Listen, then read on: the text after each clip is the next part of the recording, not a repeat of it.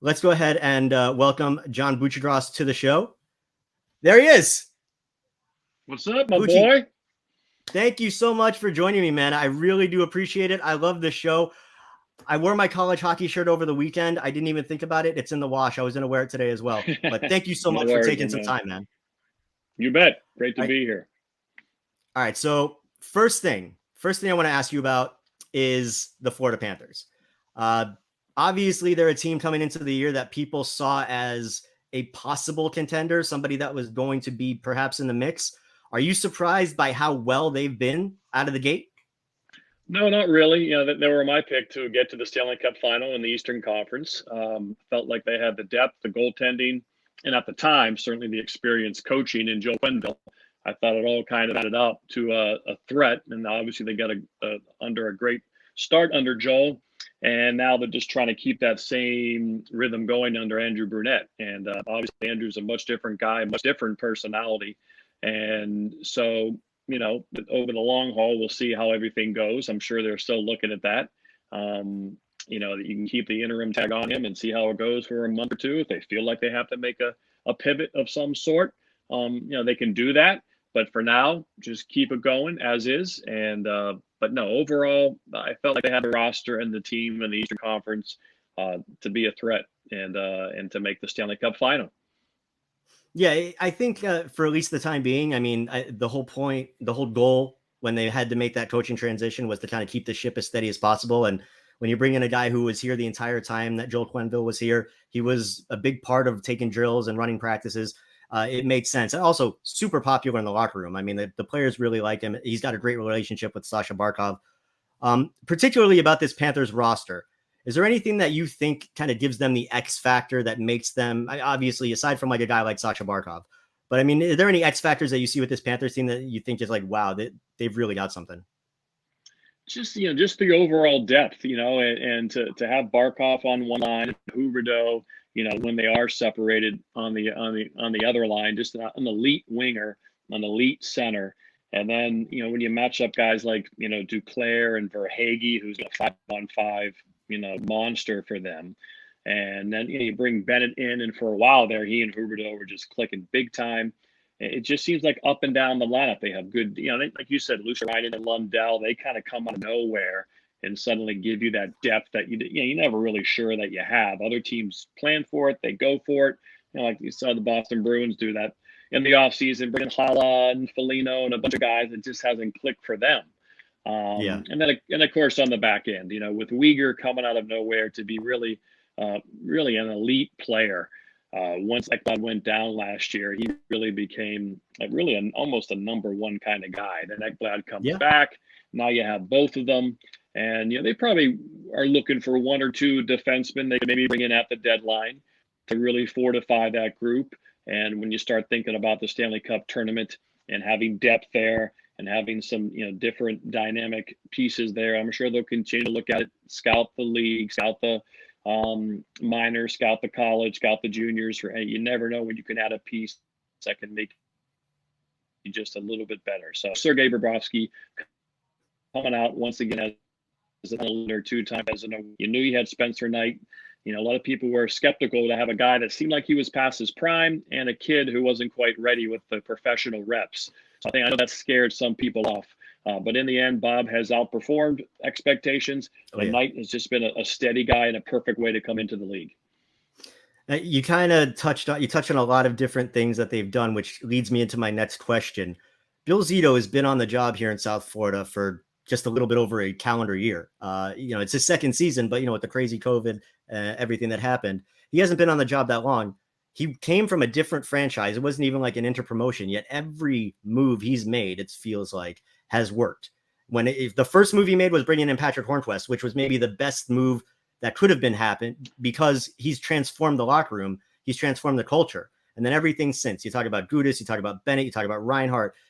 There's just so many things. Forsling, who he got off waivers, is now a top 4 defenseman. Have you ever, in your experience, and you've been following hockey for a while, can you think of a GM that stepped in and just fit and just every move is money? Yeah, he's on it here for sure right now. He's got to be pretty confident between the coaching staff and and the talent evaluators, the pro scouts, the amateur scouts.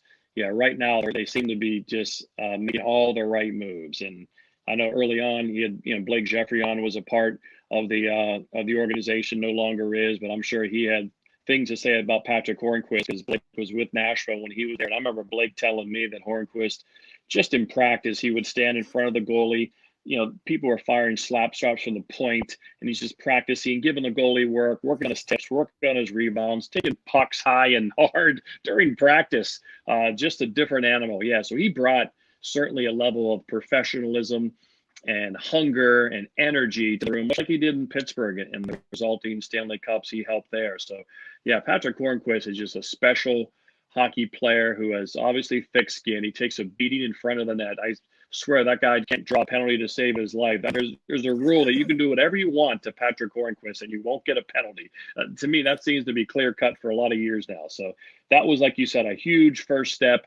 And yeah, I agree. From there, Zito and company are making all the right moves. I'm really curious to see come deadline time what their plan is, how much they stand pat and like their team, how bold they'll be to try to really, really go for it. It's going to be really fun to see that March trade deadline and who really wants to deal with the Panthers when they seemingly are doing pretty well with these deals. But it's going to be fun to watch that aspect of the season for the Panthers. Yeah, because you think like trade deadline, you're like, okay, how's the season going to pan out? Are they going to have to deal with any injuries? What are the holes going to be? But I mean, they've already had to deal with several of their forwards going out of the lineup and significant guys. You talk about a Noah Chari, obviously a Sasha Barkov, a Mason Marchment. They haven't skipped a beat. Yeah. It's pretty impressive. So when the trade deadline is going to be interesting to see how they play it out. This might be a silly question, but how did Bill Zito not win GM of the year last year? No disrespect to Lou Lamoriello at all.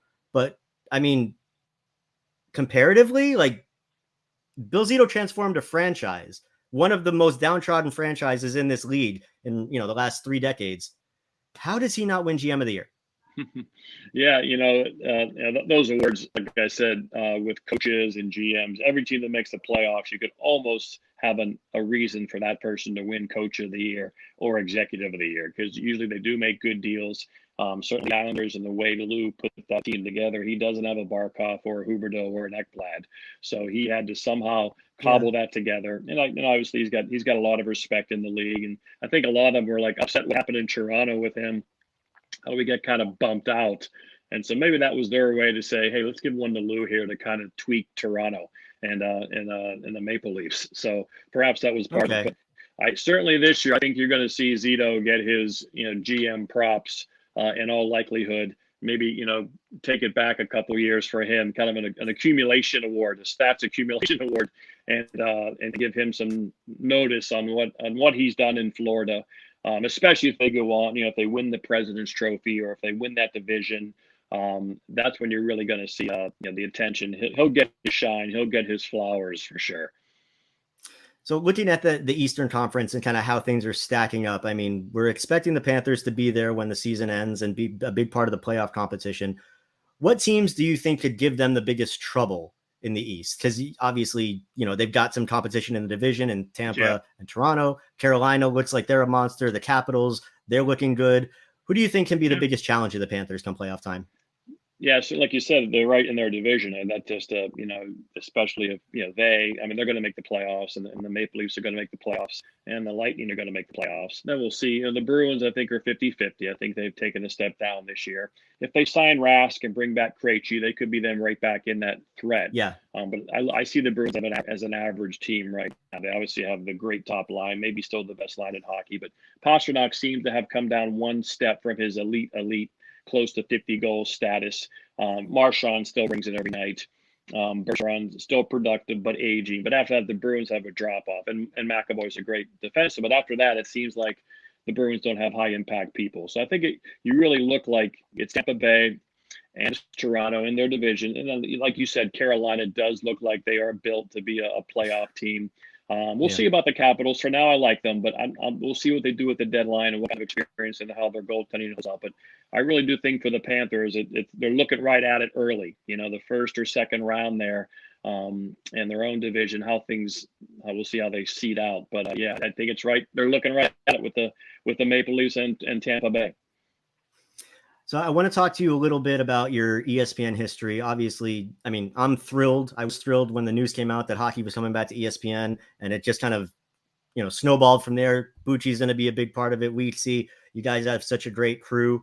How cool has it been just for you after all these years to kind of come full circle? You're back with ESPN, and now, I mean, all this exposure, all this hockey coverage. And as a hockey geek like myself, like I'm just loving it.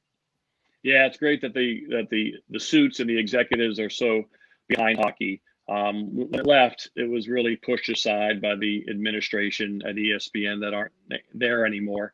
And so it was nice now to come in with such, that's such a contrast to me, how it was when it left and now how it is when it's beginning 17 years later. So to have a show once a week, an hour-long show on ESPN2, and now to have even a streaming service that we couldn't even fathom back in 2004 that this kind of world would even exist. But ESPN Plus, the hockey, the shows can live there. People can watch them when they want to watch them. Obviously, all the games are on there, all the out-of-market games. And so, yeah, to be, I've been at ESPN for 25 years and been doing this for 32 years, and to feel this amount of energy and rejuvenation is pretty lucky. Not many people are at their jobs for 25 years, and they're still really, really excited to go into work every day and have this kind of infusion of adrenaline this late in the game. So I'm very grateful for that. Yeah, I mean, look, I can relate in a sense of I'm like like I said, I'm like a hockey obsessed guy, and I'm in South Florida. So I've kind of been the oddball at times when it comes to, Right. a lot of my media friends. So now the team is like starting to really pick up some steam, and it's like, oh yeah, look, everybody's paying attention to the Panthers. So I can kind of get where you're coming from there. Now I did want to ask you, because I don't know this story. You probably told this story a million times, but where did the whole chicken parm references, the love, the intertwine with the hockey and the social media, like, is there a way to like nutshell that for me? Because I'm really curious and I love it to death, but I just don't know, like, the origin story behind it. Kenneth Wilson, no comp. I'm a chicken parm amateur. I've not lost my amateur status for one of our viewers here, so I'm not a professional chicken parm advocate. So yeah, it really kind of started with Ray Ferraro. I remember when Ray would come in and do NHL Tonight after his teams would miss the playoffs in the spring. We spent a lot of time together working out at the gym and playing golf and just hanging out. And he really kind of pressed upon how much hockey players ate chicken parm. And I remember him telling me that I had already started to enjoy it around ESPN, getting local takeout places, call in, get the chicken parm and pasta. It's a good post-workout meal, and it always helped me and worked for me. And so I remember when he mentioned that, and then one night at work, we were eating our chicken parm, and he dropped a piece, and it fell into his dish, into a little puddle of marinara, and it caused this tsunami of sauce that went all over his dress shirt. And of course, we had to go and do the show that night. You can see little specks of marinara all over Ray's shirt. So when he went back to play for the Atlanta Thrashers in the following regular season, I started calling him, Chicken Parm Ray Ferraro. And it just kind of stuck. So then he reached the point, and then he would retire, and then he came work for us full time. But he started telling me that, man, I'd go through airports and people are starting, hey, chicken parm, chicken parm. It became like his name, which is the funniest thing, that you would call a grown man chicken parm as if it's his proper name. And so I got a big kick out of that. And then then Twitter came along, and I started making chicken parm and the official meal of hockey players. And this is the one I made, and I would take. And it just and then recently it really started to turn into this rating people's chicken parm. I think someone just realized how much I liked it. They sent me their picture, and I must have said something like, that's awful, or that's good, and then it just started snowballing out of nowhere. So a lot of these things with me happen organically. I really can't plan things, just like college hockey stuff and the Bucci Overtime Challenge stuff. It just kind of comes out of fun, trying to make it more fun. And when I was in college, for intramural basketball teams, we had an A League, a B League, and a C League. I would make rankings. I'd put them on the cafeteria door, like, AP, Associated Press, Awesome. Heidelberg University, intramural basketball rankings every week. And people love to come and check them out on the door. And it just kind of made it more fun and brought some energy to it. And that's, I've always been doing stuff like that going back to high school and college. We had a street hockey league in high school, and I would make a newspaper called the Hockey News. I'd write it all out in a Flair felt pen. I'd have standings and features on my buddies, the players in the league. That. And so I've always done that. And, now I do it for a living. But I've always kind of brought that stuff, and it just kind of continues now on Twitter with, like I said, this stuff. and the chicken parm now. So it's sports is fun, life is fun, and I just try to make it more fun with these little somewhat organized goofs. No, well, I mean, I can't speak for everybody, obviously, but I mean, I think it's pretty clear based on the reception you get. But certainly, I love it to death. And thank you. I'm going to let you go because you've been gracious with your time. Thank you so much. It's John Buccigros. You can catch him on ESPN, doing play-by-play, hosting the intermission reports in the studio shows, hosting The Point every week on ESPN. You got it. And of course, we got the college coming soon too. We got Frozen Four in Boston this year. It'll be my 9th Frozen Four NCAA tournament, so I'm also looking forward to that. But you nailed the resume. You gonna go to the Beanpot? That's right. That's the first 2 Mondays in February. I hope I am in South Florida. I have a little place in Naples that I hope to eventually make my full-time residence. I love South Florida. You told me that like 2 years ago. So you're still trying. I'm still trying. Yeah, I got this full-time job at this small cable station called ESPN. It's getting in the way. But if there's an Olympic break, and we hope there is, I plan to be the whole month of February in South Florida. So I'll have to watch Beanpot on TV if that's the case. Well, if you're down here, I definitely owe you. I thought it was going to be a steak, but I may owe you some Italian food. But either way, if you're going to be down here in February, we'll do it up. But thank you again for joining me, and we'll talk soon. Be well, my friend. You've been happy for all the Panthers' success. I'm rooting for you guys, and because I pick them, so I tell people I root for my predictions. You're locked in, so it makes me look. So I am locked in, all Panthers all the time. Peace. Thanks for having me. All right, brother.